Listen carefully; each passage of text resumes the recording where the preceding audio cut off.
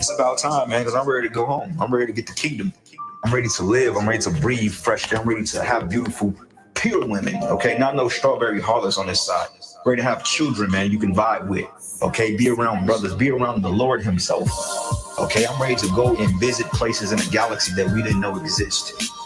All right, I'm ready to walk on sandy beaches, man, and explore the ocean floors. I'm ready to fly. Okay, I'm ready to eat real food. Okay, I'm ready to drive a chariot, man. All right, I'm ready to minister to the Lord and to be ministered to, man. Okay, I'm ready to worship Yahweh Shai in its full entirety. Okay, I'm ready for it. We're ready. We're ready. We're ready. We're ready, man. I'm ready to see angels and greet angels. Isaiah 14. For the Lord will have mercy on Jacob, and will yet choose Israel, and set them in their own land. And the stranger shall be joined with them, and they shall cleave to the house of Jacob. And the people shall take them, and bring them to their place. And the house of Israel shall possess them in the land of the Lord for servants and handmaids. And they shall take them captives, whose captives they were, and they shall rule over their oppressors. And it shall come to pass in the day that the Lord shall give thee rest from thy sorrow, and from thy fear, and from the hard bondage wherein thou wast made to serve. The Lord said that on the Heavenly Father's right hand there are pleasures evermore. And it says that I have not seen, neither ear heard the things which the Lord hath prepared for them that wait for Him. You know, there's a whole another world of greatness that awaits us when the kingdom of heaven is established.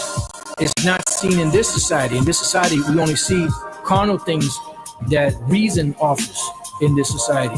But when the kingdom is established, the Lord is going to open us up to a whole nother world, you know, of pleasure, of knowledge, of wisdom, understanding, you know, it can't even be put into words, you know, because our imagination only goes but so far.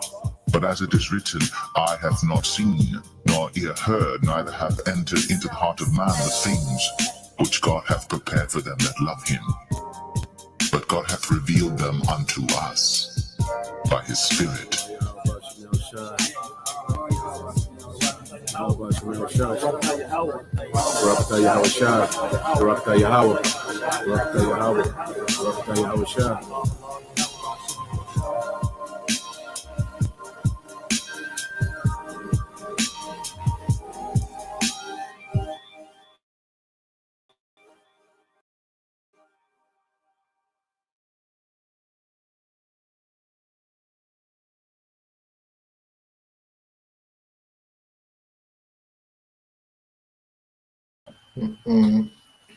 All right, Shalom. First and foremost, we would like to give all praise and glory unto Yahweh, Bahashem, Yahushai, Bahashem, Kakadash.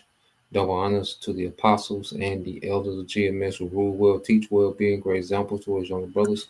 And peace and blessing, salutations to the hopeful lake out there pushing his word and truth and in sincerity across the four winds in the name of Yahweh, Bahashem, Yahushai, pushing to get up out of here. Shalom to the hopeful lake, the believers, the listeners who have came back to the obedience of the scriptures through faith in Yahweh Shema Shai. All right, now what we want to get into today, you know, is understanding, you know, the bottomless pit, you know, and that's in the book of Revelation, the 20th chapter.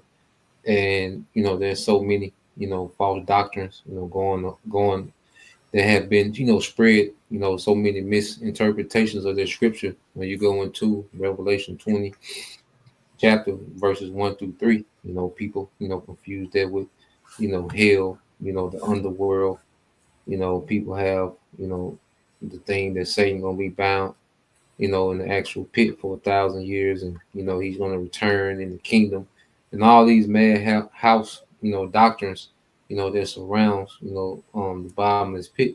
So we're going to get an understanding of that and put it in the right context, you know, concerning, you know, the scriptures, the prophecy, you know, that we read about, you know, in Revelation the 20th chapter, you know, and we are able to do these things because the Lord, you know, has sent down, you know, His Holy Spirit on particular men to understand, you know, the mysteries of the scriptures and explain these things and make them plain, all right, for the believers, for the church, okay, so we can have a thorough understanding, all right, of prophecy, man, you know, and that's the spirit of Yahweh Shai, is what the spirit of prophecy, okay, so the men, all right, of Yahweh Shai would have their spirit of prophecy to go into these things and thoroughly, break them down.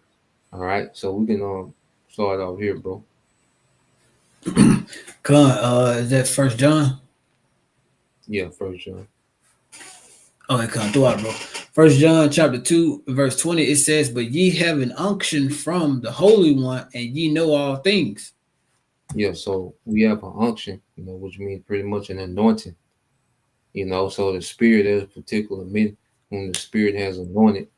All right, the men that was predestined, to be prophets, like the scriptures say. The spirit of the prophet is subject to the prophets, man. All right, so you have particular men that was anointed, okay, from the Holy One to understand all these things concerning the truth of the Bible. Okay, we don't know all the random information in the world, but when it comes to the truth concerning the Bible, we know, all things. All right, and you can jump here, Amos 3:7. Con, this book of Amos chapter 3 and verse 7. "Surely the Lord Yahweh Shema power will do nothing before he reveals his secrets unto his servants, the prophets." Yeah, but he revealed his secrets unto the servants, the prophets. Okay.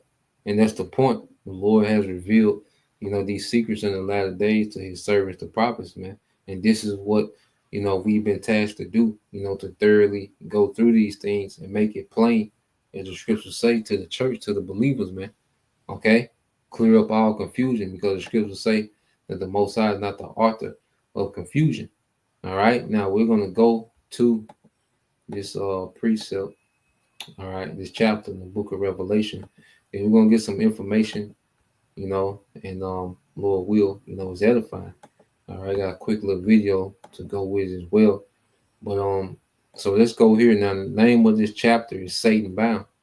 Okay, and it's not speaking of, all right, the spiritual demon Satan, all right, himself. It's talking about his physical counterpart on the earth, in which we're going to prove that it's talking about the people in the earth.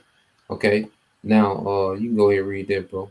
Con, this is the book of Revelation chapter 20 and verse 1. It says, "And I saw an angel come down from heaven, having the key of the bottomless pit and a great chain in his hand."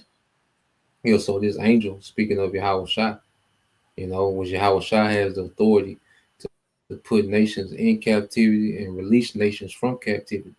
Okay, and at this time frame, all right, this is speaking of the bottomless pit, which is Europe.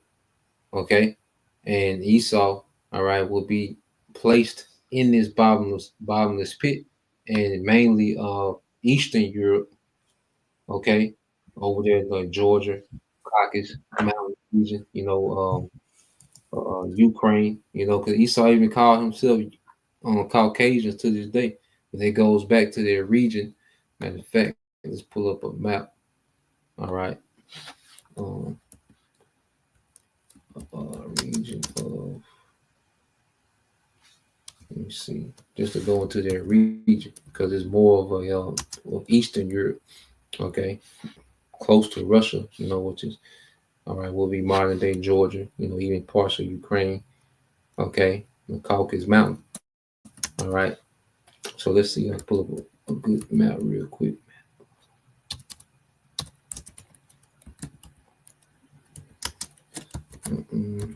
Mountains.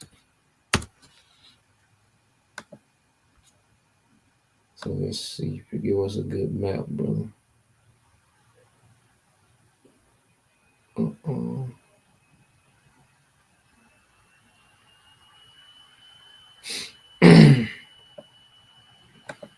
So this might be the best one. Let's see.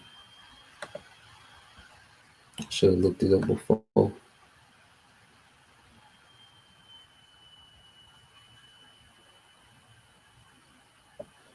All right, let me share it real quick.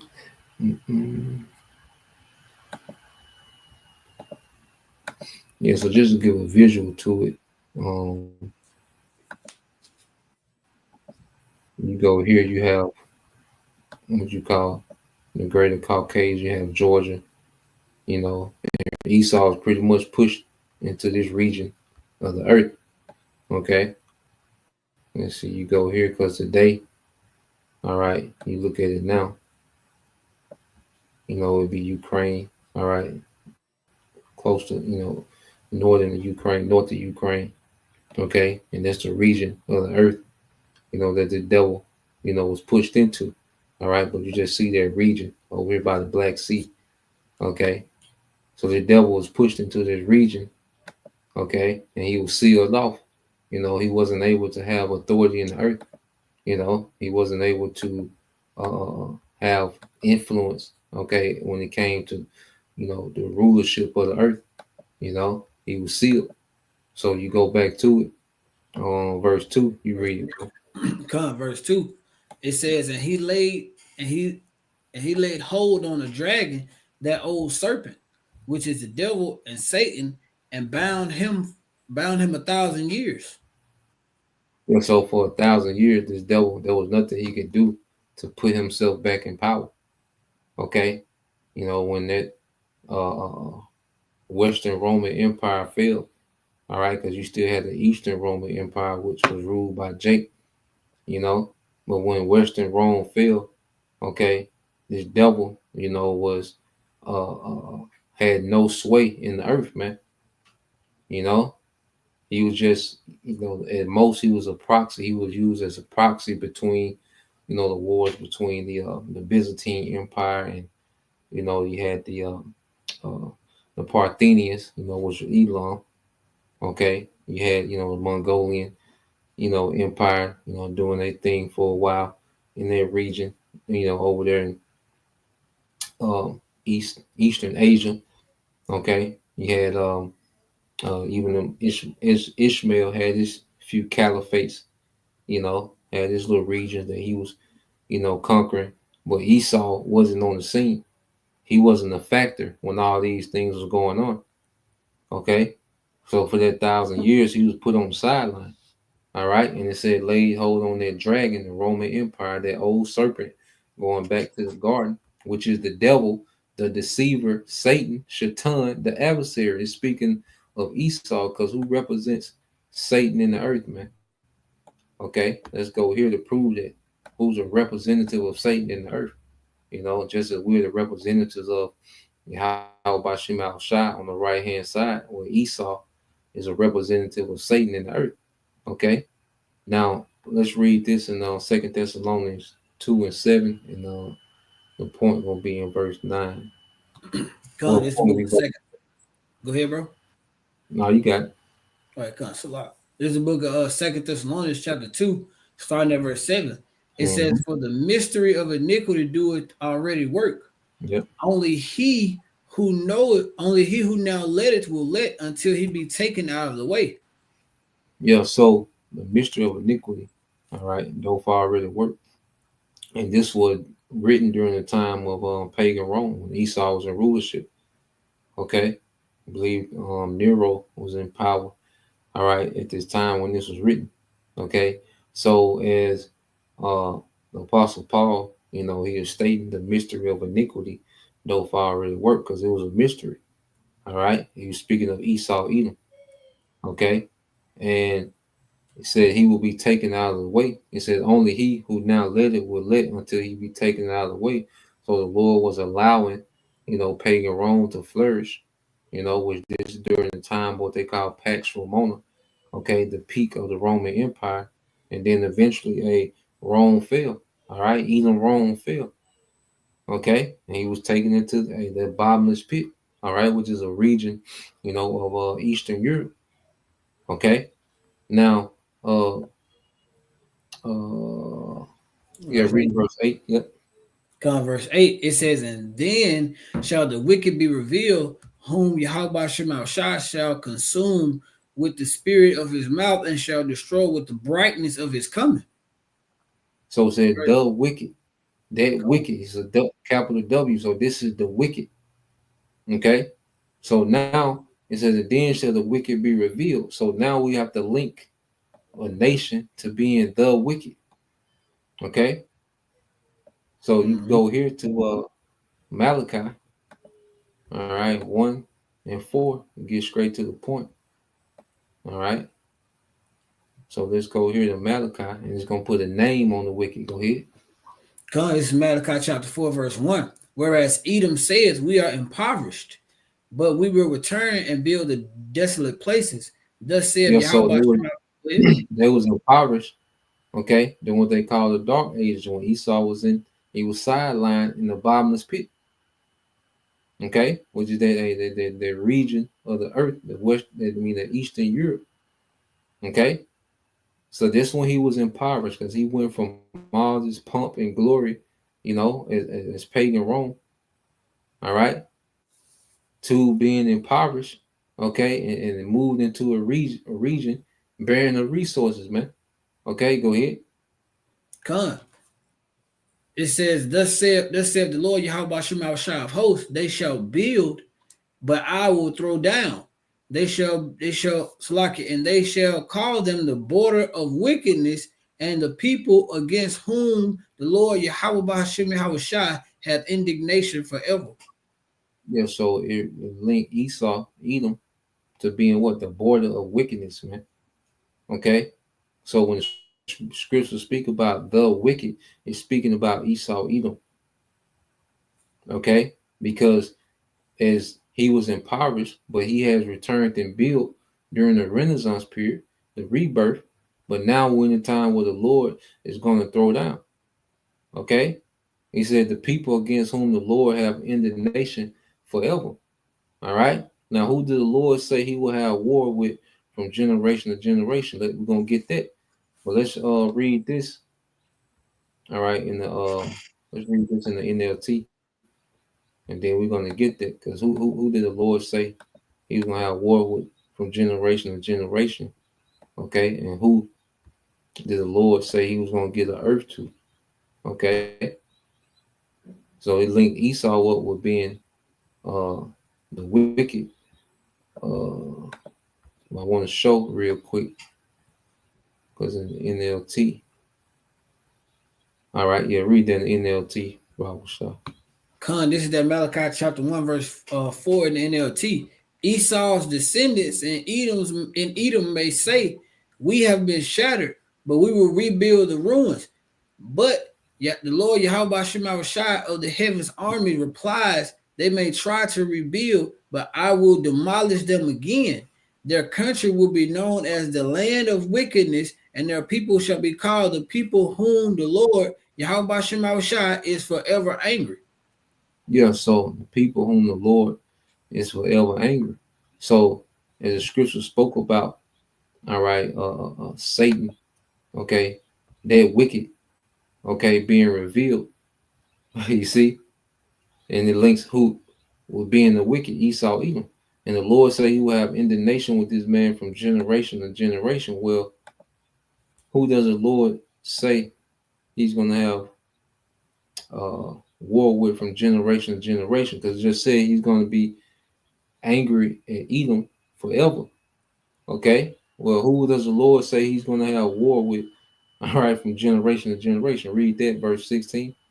Con, this is the book of Exodus, chapter 17, verse 16. For he said, because the Lord Yahweh Shema Shah has sworn that Yahweh Shema Shah will have war with Amalek from generation to generation. Yeah, so the Lord sworn, all right, that he will have a war with Amalek from generation to generation. So let's see who is Amalek. Okay. the usual suspect. All right. Because in the Hebrew it's Amala, Amalak. All right. Amalak. All right. So you go here, it says, son of Ephaz by his concubine Timah, grandson of Esau. Okay. Grandson of Esau and progenitor of a tribe, people in southern Canaan, descendants of Amalek, man. All right, or dwell in the valley, because Esau's a low people, man. Valley represents the low, death, shadow, you know.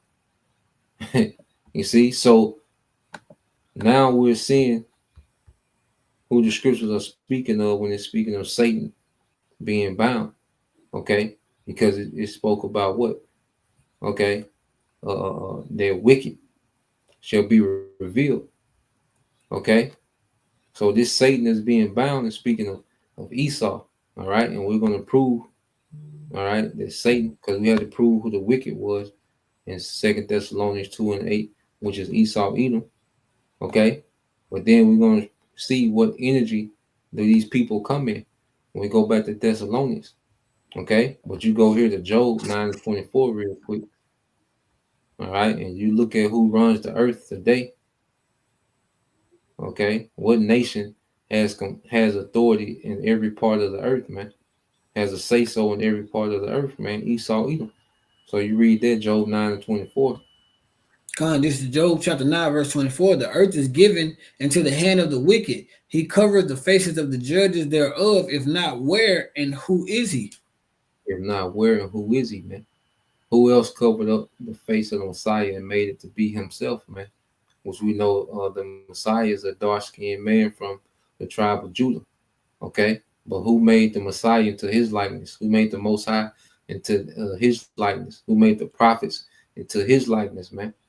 There's only one people that did that, and that's a token of who he is, the wicked. All right, in the Bible, all right, ties Esau to the wicked.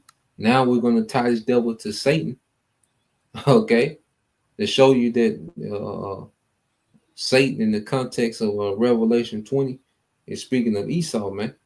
So let's go back to 2 Thessalonians, and we'll get verse 9, bro, because it said it will destroy him.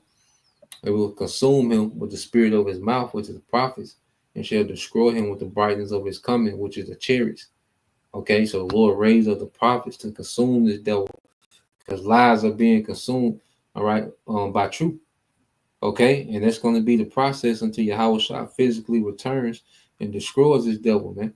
Okay, but you got it, bro. Verse 9. Con, this is verse 9. Even him whose coming is after the working of Satan with all power and signs of lying wonders. Yeah, so even him, okay, you know, is a man whose coming is after the working of Satan. His coming is after the working of Satan. So Esau represents Shaitan in the earth, man, the adversary. All right, with all power and signs and lying wonders, man, because this man, he has been able to tap in on the left hand side, you know, and go into, you know, certain technologies that other nations weren't able to go into, because he's tapped into Satan, you know. So he's blessed, you know, by the Most High through Satan on the left hand side.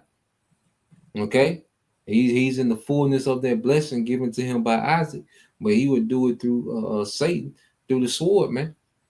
You know, and these powers and signs and lying wonders, man, people are in awe at this man's technology, man. You know, so going here, because you go into this word working. Let's get this word who's working. All right, and what does it say in the Greek? Strong's G 1753. Energeia. Energeia. Energeia. All right, which is working efficiency. Okay, and you read in the Strong's, yep, it says efficiency, operation, or energy. Okay, so this man operates in the energy of Satan, Shaitan, the adversary. Okay, they're highly satanic. Okay, so this Satan, you know, that was bound in the bottomless pit. Okay, was speaking of Esau, Edom, man, the wicked. Okay, that's who he was speaking of. You know, so just to prove that in Revelation 20, going back to it. All right, and this 1,000 year represents what they call the Dark Ages. Okay, when Jake, you know, was ruling in Rome, you know, the Roman Empire. Okay, and then Jake, you know, he began ruling in you know, Europe. Okay, the other part of Europe, more Western Europe, you know, the French, the Spanish. Okay, because you had the Moors that was in Spain and Portugal. Okay, yeah, Jake in France, you know, Britain, you know, Ireland, you know, King James was the king of Scotland and Ireland, the British at the same time, you know. coming from the line of stewards. You know, you can look that up dealing with King James. All right, which they pushed that slander like he was a alphabet, which that was a complete lie. Okay, but so you had Jake ruling during these 1,000 years, man. You had, you know, I said Elam had the Parthian Empire. You know, you had Ishmael had their caliphates, and you know even Moab, you know, had their the Mongolians. You know, so everyone, you know, doing their thing, but mainly Jake was, you know, the pinnacle at the time. All right, with the you know, even the czars, what you call the czars of Russia, they was Jake's. You know, Ivan the Terrible. All right, Peter the Great. You go into different czars. Okay, then it was Jake, man. So all this was taking place during this 1,000 years. Okay, and Esau, he wasn't able to have any influence in the earth. Okay, so read this verse 3. God, this is Revelation 20, verse 3. It says, and cast him into the bottomless pit and shut him up and set a seal upon him that he should deceive the nations no more till the 1,000 years shall be fulfilled. And after that, he must be loosened a little season. Yeah, so after this 1,000 years, he will be loose, and that's where you have the Renaissance. Okay, that's when you had the Ottoman Turks, which are Edomites. You know, because the Caucasus Mountains is over there and they're close to their region of Turkey as well. So they mingled themselves in, you know, with the Turks, you know, and they came under the banner as Muslims. Then you had some Edomites come under the banner as Christians, you know, and some of them, you know, went into Judaism. Okay, so these devils, which this is what they do best, take on new identities, reinvent themselves, and and they back on the scene, man. Okay, so you had the Ottoman Turks under Mehmed II take down, all right, the Byzantine Empire. Okay, they took down Constantinople. You know, which there was a Jake stronghold. Then you had under the banner of Christianity, you had uh, the fall of Granada. Okay, to Ferdinand II, King of Aragon, and you had Queen Isabella. Okay, and they took down, you know, the the Moors in Granada. Okay, and after that, Esau began to explore. He was loosed. The Lord loosed him to go conquer and explore with the sword, man. All right, and we got a little video that's going into that because we in that little season now where the devil has been loose, and they call it a little season, you know, compared to our immortal kingdom. This is a little season. You know, these 500 years, the devil, you know, 500 plus years, this devil been on the loose. Okay, and what did he do? Because first he ruled out of Europe, which Europe was known as the bottomless pit because it was bearing the resources. So this slave trade, this is when Europe came up, and then also they established, you know, the colonies in the New World, Central South and North America, and eventually they will be built up, man. But it was all off the slavery of Jake, okay? And those raw minerals, you know, Esau came in power in Europe. He began to scrapulate resources from all parts of the earth, man, because Europe was a bottomless pit. It was bearing the resources. That's why it's the bottomless pit. And we're going to show you. All right, we're going to go into this quick video, and then we got some articles, okay, a couple things we looked up on Google. But we're gonna play this. All right. So this is a quick 2 minute and some change video. It's an introduction to the triangular trade. Okay, because when you go into the transatlantic slave trade, we have to understand you had Jake was the slaves from Africa to America, which they call the Middle Passage, was just one leg, all right, of a three-legged trade between Africa, America, and Europe. Okay, because Europe had manufacturing, but they didn't have raw resources, so they had to get that from other places, man. Okay, and America, all right, at this time became the main place where Europe got a lot of raw resources for their manufacturing, man. Okay, so let's play this. In the 1400s and the 1500s, more and more Europeans started exploring the world. And this is the devil being loose. He was able to go explore the world. You know, so this is the devil being loose, man. These Edomites, man, they went under the banner of Europeans, and these were Edomites. All right, and they was loose, and they began to explore the world. And who do they run into? Okay, who do they put hell on? 1400s and the 1500s, more and more Europeans started exploring the world. This resulted in multiple interactions and controversies between them and various groups of people, the most affected ones including the Africans and the Native Americans. Whether the encounters of these peoples were positive or negative, that's for you to decide. Although, without a doubt, the meeting of the Africans, Americans, and Europeans shaped early American history because of the effects made by the Columbian Exchange, the Triangular Trade, and the Middle Passage. The Triangular Trade, which lasted during the 1400s, leading all the way up to the 1800s, had one of the biggest impacts on all three continents. The Triangular Trade connected and integrated trade between Europe, the Americas, and Africa. The system allowed all three nations to export and import goods, which in the beginning seemed like a substantial win for all the countries involved in the trade. The country that believed so the most was Africa with its slave trade, possibly having the most significant impact, even greater than the ones between America and Europe and Africa. On the surface of it, it sounds as simple as America sending rum, Africa sending slaves.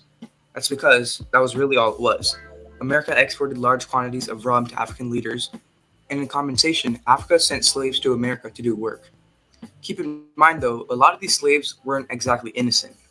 Slaves were either angry ravages who had crossed the border, or people who had committed major crimes. Although they weren't exactly innocent, they were definitely not guilty enough to deserve what lied ahead of them in the Middle Passage. Slaves were sent in ships across the Middle Passage to an unknown land where they would spend the rest of their life doing onerous work.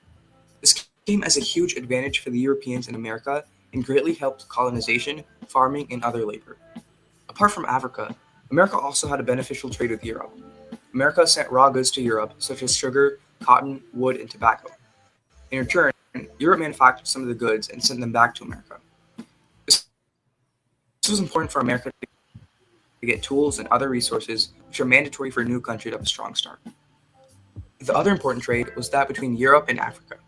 Europe sent guns, clothes, iron, beer, and more to Africa, and in return, Africa sent gold, ivory, hardwood, and more to Europe. Although all these trades were very important, the trading between America and Africa was definitely the most important. The relationships that were formed between these two countries in the triangular trade shaped history for the coming centuries. Hey guys, I hope you liked and learned something new from this quick introduction to the triangular trade. If you did, don't forget to like, comment down below, and subscribe to Bite Size Knowledge for more cool educational facts. Thank you so much. Yeah. So you see, what we call the triangular, slave trade. All right, where Europe, sent guns. All right, beer, tools to Africa. All right, and Africa sent slaves to America, and the slaves, the crops that the slaves was harvesting, you know, were being sent to Europe. Those raw resources was being sent, all right, to Europe. All right, and Europe had the manufacturing, so they can turn those raw resources into guns and tools, and you know, so Europe didn't have anything, man. Even until this day, Europe depends heavily on other countries, for raw minerals, okay, and raw resources, man. You know. So we're gonna matter of fact, let's get that real quick. If you can post it in John 10 and 10 Bible Shah. All right. So yeah, let's put that. So we're gonna show you how much Europe has to depend on the rest of the world just for essentials, man.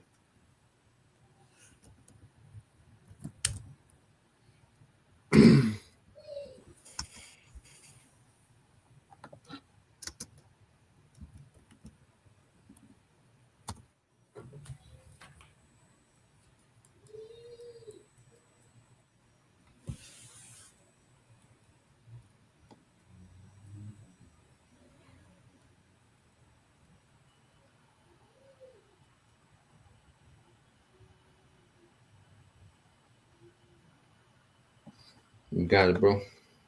Yeah, the John 10 and 10. I put it in there, Yeah, bro. yeah, yeah. You can read that, Bible shop. Come. This is the book of John, chapter 10, verse 10. It said, the thief cometh not, but for to steal and to kill and to destroy. I Yep. So come. What? Esau, he's that thief, and this is Mo. He's the parasite of the earth, because even when you go to Mount Petra, it was a barren land. See, Israel was plush and decked out, you know.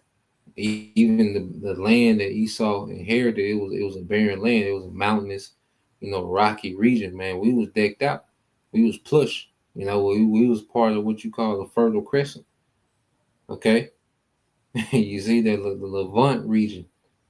All right, but this devil, he even Mount Petra was, you know, mountainous and barren. All right, but you got it, bro. Come. It says, I am come that they might have life and that they might have it more abundantly. They might have it more abundantly, and that's what Yahweh Shai is going to bring. Because right now we're under the rule of the thief, but under Yahweh Shai, we're going to experience what abundance is, man. We're going to have resources. you know. So when you go to these different countries, so raw resources Europe get from Africa. It says Europe historically extracted a wide array of raw resources from Africa, including agricultural products like cotton, cacao, and rubber, as well as minerals like gold, diamonds, and copper to fuel their industrial economies. Because uh, Europe had the first industrial boom, over there mainly in Britain. You had the industrial boom with these factories and particular things, and that's when you had the big push to get Jake off the plantation and put him into the industry. See, the elites are forward thinkers, and they knew that the industrial was going to be the way of the future. Okay, so they push the emancipation through um, Abraham Lincoln. All right, Abraham Lincoln. All right, didn't care about niggas, man. Okay, the elites was behind the whole emancipation, which emancipation goes to transfer. So you had the industrial boom in the North, all right, because the North didn't have the climate to grow the crops that was in the South, because most of that tobacco, cotton, all right, rice, all those things came from the South. Those cash crops that was going to Europe, most of that came from the South. Okay, Mm-hmm. but when you had uh, Europe have their industrial boom, well, the northern states, they mimic Europe, and that's why they took all the labor from the South and put it in the North. Okay, it wasn't because they felt sorry for niggas. They were just the way of the future, man, for the elites. All right, and it says to fuel their industrial economies. Beyond these, they also sought commodities like ivory and spices, particularly pepper. So you just go into all these resources that they get from Africa. It's cotton, cacao, rubber, all right, tea and coffee, vegetable oils, um, ground nuts, sugar, sisal. You go to mineral resources, they get gold, diamond, copper, iron ore, cobalt, manganese, platinum, lithium, other minerals, and a variety of other minerals were also extracted, including bauxite, aluminum, uranium, all right, which is used in nuclear power. Then other resources have ivory, used for decorative wood, spices, okay? Because even in those cathedrals, those big cathedrals that you see in Europe, they're decked out. A lot of those resources came from when they came over here and took over. All right, the Northern Kingdom. A lot of their gold, came from South and Central America. A lot of it came from the Incas. Okay, I believe the Incas gave Inca king, Inca chief. All right, they gave the conquistadors enough gold to fill, a room. Like, I forgot the size of the room, but it was enough gold, to fill a room. And they took a lot of that over there to build, all right, the infrastructure of those monarchs. You know, so Come. Europe has a kind of wealth that they stole throughout the earth. You finna say something, bro? Come, bro, if I may add, Baba Kasha, it's called the Cullinan Diamond. I think that's the significant part of even the crown that the lady wears over there today. That diamond itself, it was named after the mining company that found it. But that diamond, that big diamond, that's a significant part of that crown, actually was found in South Africa. Damn. What's the name of that diamond? It's called the Cullinan Cullinan diamond because they named it after the mining company. Damn. So it's So called you Cullinan diamond. come, See if I can put it in the chat real quick. Hold on. come. So you go here. Yeah, you can find it. We try to pull it up, bro. But you go here. Now this is what Europe, all right, raw resources they get from India. Because the British, you know, they took down India as well. You know, they colonized India. You know, they colonized South Africa, and British you played a major part in colonizing China. Okay, because British was, you know, the pretty much the empire. Okay, before America. You see, it said Europe, particularly Britain, gained access to various raw resources from India, including spices, silk, cotton, dyes, salt, peter, and tea.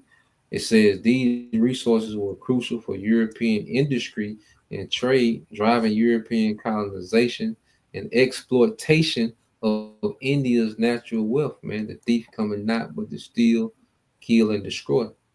Okay, it says spices like pepper, cardamom, and cinnamon were highly valued in Europe and were a major driver for European exploration and colonization in India. It says silk. It says India was a major producer of silk, which was high in demand in Europe for clothing and textile. All right. And you go into dyes, it says India was a source of natural dyes such as indigo, which was used in dyeing fabrics. It says tea was introduced to Europe from India and became a popular beverage. You know, because you think of Tea Party, you know, you think of the British, and you know, those tea parties, you know, by those monarchs and nobles. But all those things had to be imported, you know, and this is why the British, you know, at one time had the biggest empire, you know, that the earth ever seen because they colonized so many places, so they would have access to those resources because they didn't have any, man. You know, the British were a big parasite, okay, in the earth, man. Okay, now you go to I think it's one more. I put it Uh, in there like that, bro. You just had to type in the Cullinan Diamond British Crown because it, come, it would have like a long. I had to retract the message because it was so long. okay, come. So I'm gonna pull this one up.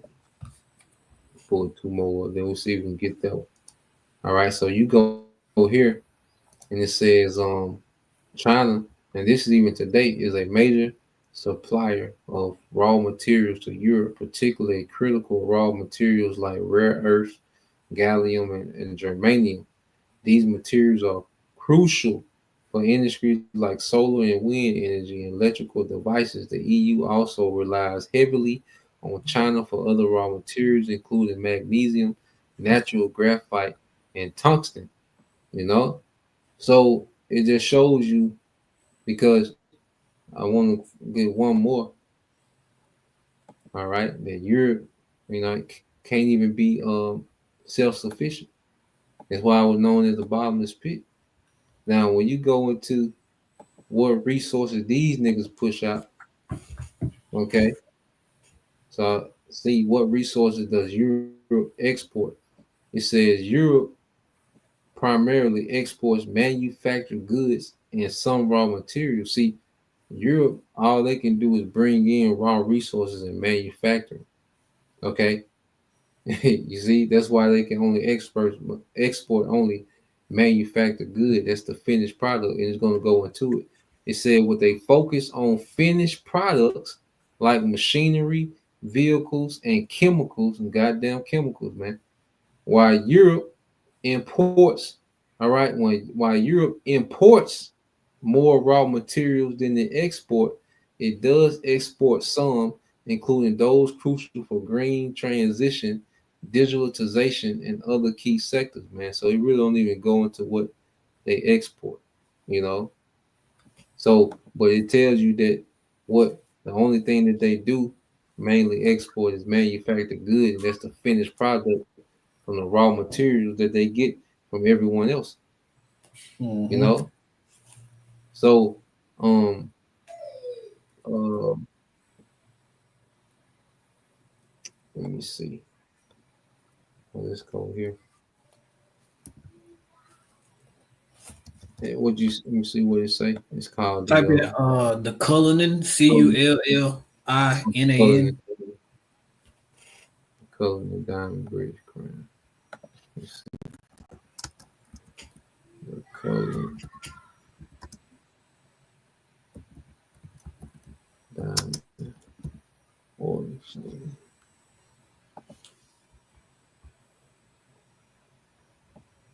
Okay, yeah, let's pull it up. Let me see.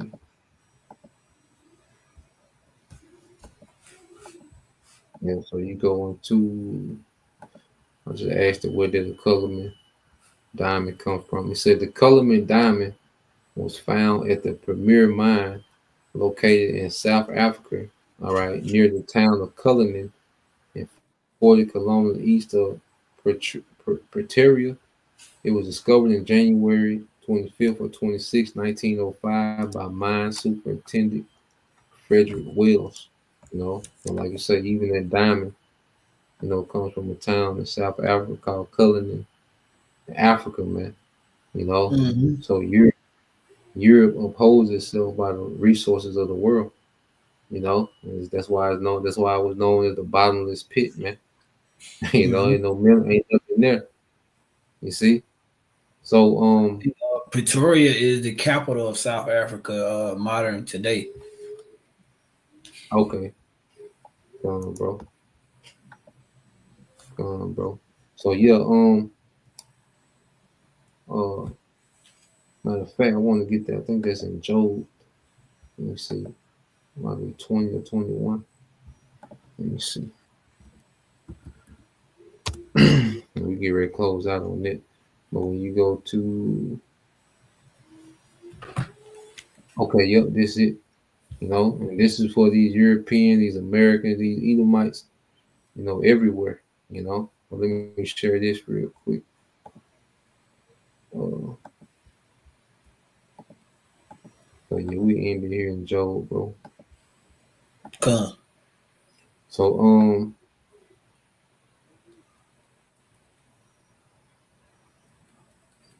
yeah, we just ended here with Job 20:15. You got it, bro. Come. This is the book of Job, chapter 20, and verse 15. He have swallowed down riches, and he shall vomit them up again. The Most High shall cast them out of his belly. Yeah, so the devil, has extrapolated, so many resources and all right, and things unto himself. Okay, but he's finna get ready to vomit those things up. All right, his empire is going to be destroyed. He goes into captivity, man. Everything that he has, you know, collected, everything that he has swallowed down. Okay, in his rulership, he's finna get ready to give it all up, man. You know, so all the true wealth that these Edomites have is finna be transferred unto Jacob, man. And that's part of the transition of power, is the transition of wealth, man. So the true riches that this devil got, all right, is finna be transferred to Jacob. And that's part of the end of his age and the beginning of ours, man. So yeah, we just want to go into that, just go into that bottomless pit, like I said, which we know, Christianity made so many, false teachers on it. You even have bugged out Israelites that still teaching madness when it comes to the bottomless pit. But that's what it's speaking of Europe, all right, a land, all right, with no resources. Okay. So this devil was loose, it was able to from that bottomless pit and to go and get the fatness of the earth, the blessing that was given to him by Isaac through the sword. But as the Lord said, he shall build, but he's going to throw down again. So we're in the midst of the devil being thrown down again. you know. So Lord will you brothers, all right, and you sisters edified. Till the next time, I want to say shalom, Kwam Yashala, Abba, soon, shalom. Shalom.